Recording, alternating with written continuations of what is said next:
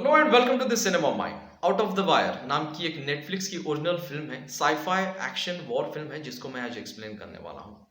तो पहले तो हम बैकड्रॉप जान लेते हैं इस फिल्म का, कुछ कैरेक्टर्स के बारे में जान लेते हैं ताकि ये फिल्म समझने में हमें आसानी हो। तो बैकड्रॉप ये है कि भविष्य में 2036 में ईस्टर्न यूरोप में, पूर्व यूरोप में सिविल वॉर छिड़ चुका है, खास करके यूक्रेन नाम के देश में, जो रशिया के बॉर्डर के पास वाला ये देश है। दो ग्रुप्स हैं जिनमें ये सिविल वॉर छिड़ चुका है। एक क्राजनी नाम का ग्रुप है, दूसरा रेजिस्टेंस ग्रुप है, मिलिशिया नाम का। तो क्राजनी का जो लीडर है ये है विक्टर कोवल। इस क्राजनी ग्रुप को रशिया का भी सपोर्ट है और इनका जो मकसद है ये सिविल वॉर के पीछे कि ये जो यूक्रेन देश है ये वापस रशिया का भाग हो जाए, जैसे यूएसएसआर के वक्त था। 1991 में यूएसएसआर डिसॉल्व हो गया कोल्ड वॉर खत्म होने के बाद। तो वापस मतलब 15 देश तो अलग हुए यूएसएसआर डिसॉल्व होने के बाद। तो ये क्राजनी वालों की ये कोशिश है कि यूक्रेन तो कम से कम रशिया का पार्ट हो जाए, और रशिया वालों का सपोर्ट है इसे। और इसके पीछे का मकसद रशिया का ये है कि कोल्ड वॉर के टाइम पर उन्होंने बहुत सारे न्यूक्लियर वेपन्स बनाए थे जो छुपा कर रखे हैं अलग अलग जगह पर, रशिया में, यूक्रेन में। तो जितने बनाए थे उसमें से 1/3 जो है ये यूक्रेन में है। तो यूक्रेन का कंट्रोल अगर रशिया को वापस मिल जाता है तो अल्टीमेटली ये जो न्यूक्लियर वेपन्स है, जो मिसाइल्स है, ये भी उन्हें वापस मिल जाएंगे।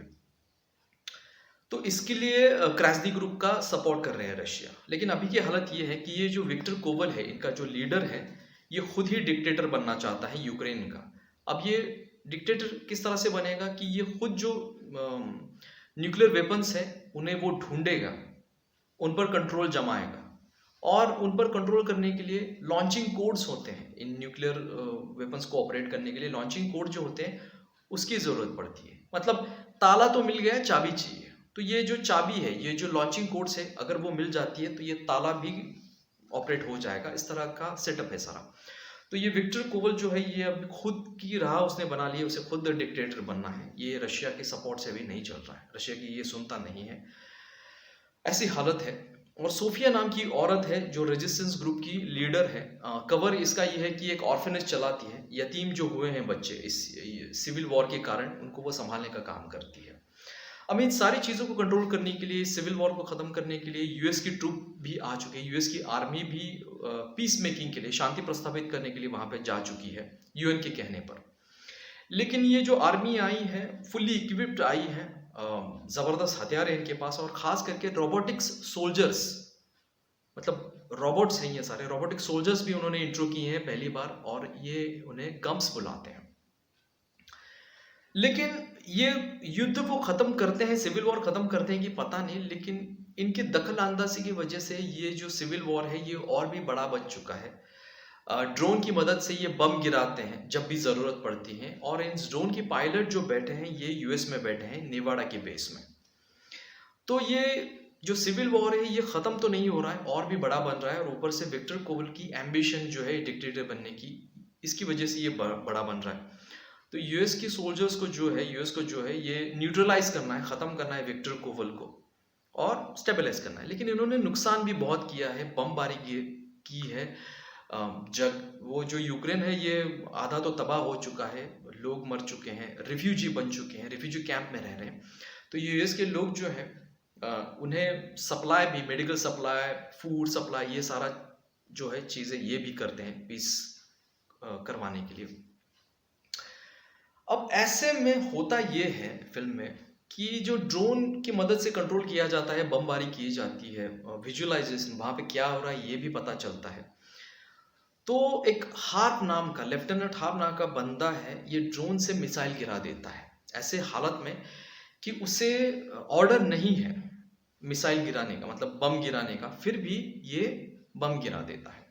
और हालत ये, मतलब सिनेरियो ये होता है कि 40 सोल्जर्स हैं यूएस के जिन पर हमला हुआ है, क्राजनी वालों ने किया है। लेकिन वो जो लीडर है उन सोल्जर्स का, जो कैप्टन है, वो बोलता है कि मैं इन सारे लोगों को बचा लूंगा, ड्रोन के हमले की ज़रूरत नहीं है, क्योंकि अगर ये हमला होता है तो 2 सोल्जर्स तो मर जाएंगे यूएस के, और 40 में से 2 मर जाएंगे, 38 बच जाएंगे।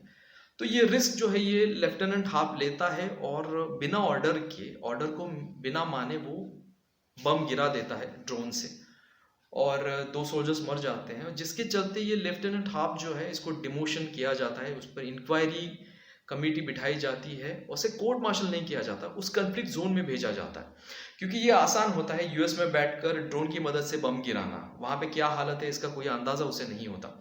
तो वो उसे खुद भेजा जाता है कि तुम पूरा अंदाज़ा क्या किस तरह से ये सिविल वॉर है, किस तरह से हालत है, कौन से मौके पर ये बम गिराना है, क्या हालत होती है, हमारे लोग नहीं मरने चाहिए, ये पूरा तुम स्टडी कर लो, वहाँ पे सीखो और बाद में हम तुम्हें पायलट बनाएंगे। इसके लिए उसे डिमोशन किया जाता है, वहाँ पे भेजा जाता है।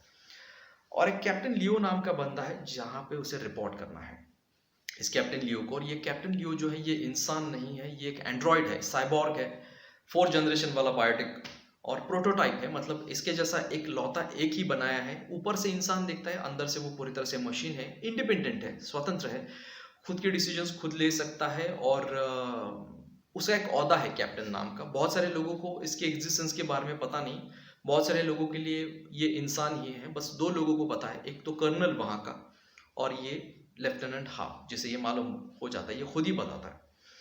लेकिन ये जो लियो है, ये जो है वैसे जो है इसका खुद का एजेंडा बन चुका है। मतलब रोबोट, मतलब एंड्रॉयड होने के बाद भी अंदर से ये डिसीजंस ले सकता है और उस पर अमल भी कर सकता है, सामने वाले को मैनिपुलेट भी कर सकता है। तो ये कैप्टन लियो इस लेफ्टिनेंट हाफ को पूरी तरह से कंट्रोल में लेता है, मैनिपुलेट कर करके, कभी डांट कर, कभी प्यार से बात करके, कभी उसकी खिल्ली उड़ाकर, जो हो सकता है पूरी तरह से कंट्रोल में लेता है।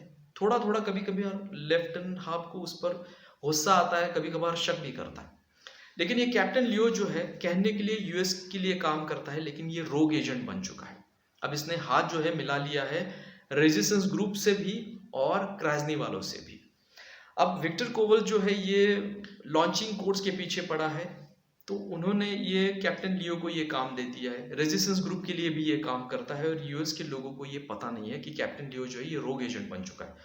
आम भाषा में हम देशद्रोही हो चुका है कह सकते हैं, लेकिन वो तो इंसान है नहीं, ये वो खुद मशीन है। तो ये देशद्रोही बन चुका है, यूएस के अगेंस्ट काम कर रहा है।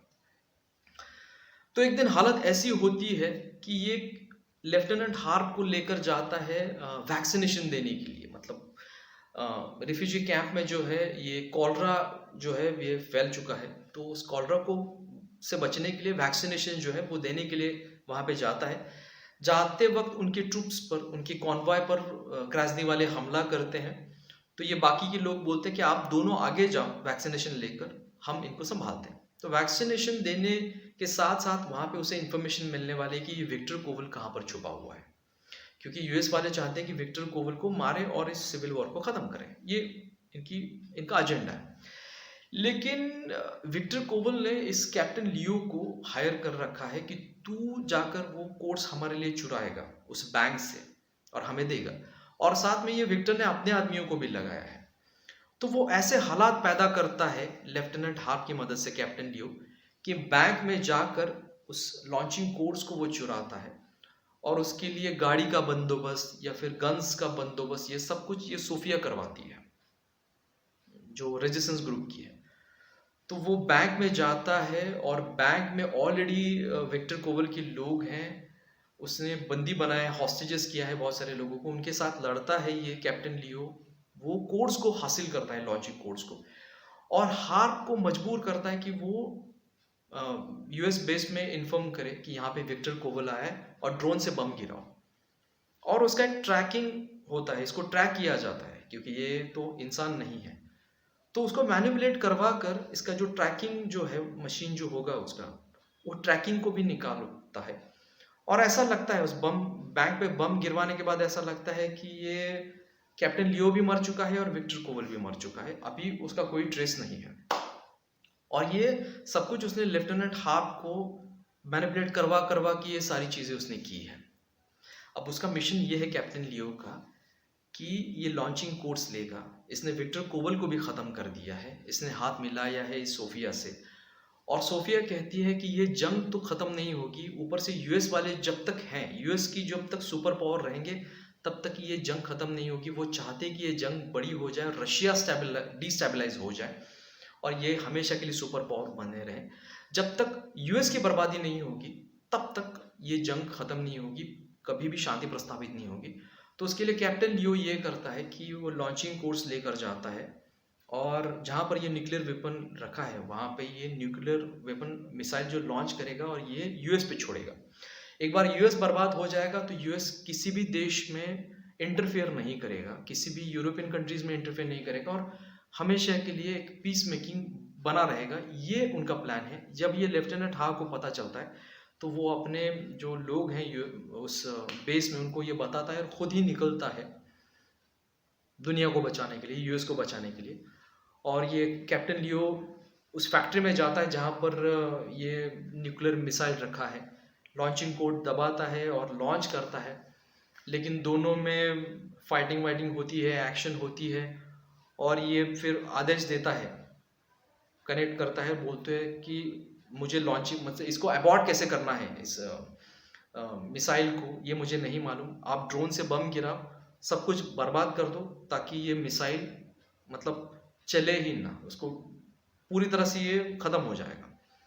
तो ये इस कैप्टन लियो को भी मार देता है एक अलग गन से, क्योंकि ये एंड्रॉयड है और ऊपर से ड्रोन से बम गिरता है एंड सब कुछ ख़त्म हो जाता है, तबाह हो जाता है और ये हीरो बनकर आता है लेफ्टिनेंट हाफ और वापस जो है अपने जहाँ जहाँ पे वो काम करता था यूएस बेस में, वहाँ पे वो चला जाता है। इस तरह से ये पूरी स्टोरी है। मतलब उनको कहने का मतलब ये है कि ये जो एंड्रॉयड इसको जो बनाया गया है ये आगे की युद्ध का इमेज होगा। मतलब लोगों को हटा दो, आगे का युद्ध जो होगा वो मशीन के खिलाफ होगा। मतलब रशिया वाले भी अपना मशीन निकालेंगे, यूएस वाले भी अपना मशीन निकालेंगे और हमेशा के लिए वॉर चलता रहेगा। ये शांति प्रस्थापित करने के लिए नहीं है, लेकिन वॉर बढ़ाने के लिए है। और जब तक एक सुपर पावर जो है बर्बाद नहीं होती, ये वॉर का सिलसिला खत्म नहीं होगा। इसलिए ये कैप्टन लियो जो खुद एक एंड्रॉयड है, ये कदम उठाता है अपने इंडिपेंडेंस जो उसे मिला है उसके चलते, ये कदम उठाता है और यूएस को बर्बाद करने की वो सोचता है न्यूक्लियर बम गिराकर। और लेफ्टिनेंट हाफ उसको न्यूट्रलाइज करता है, ख़त्म कर देता है और इस मशीन को, इस पूरे चीज़ों का अंजाम करता है। ऑलरेडी जो है ये कैप्टन लियो ने विक्टर कोबल को तो मार ही दिया है, हमने फिल्म में देखा है इसको, और शांति जो है प्रस्थापित हो जाती है। क्योंकि जो दो इम्पोर्टेंट लोग हैं, हम विलन अगर उन्हें माने तो वो तो मर चुके हैं, तो अल्टीमेटली सिविल वॉर भी खत्म हो चुका है। इस तरह से ये फिल्म पूरी खत्म होती है। अगर ये एक्सप्लेनेशन आपको पसंद आता है तो वीडियो को लाइक कीजिए, चैनल को सब्सक्राइब कीजिए।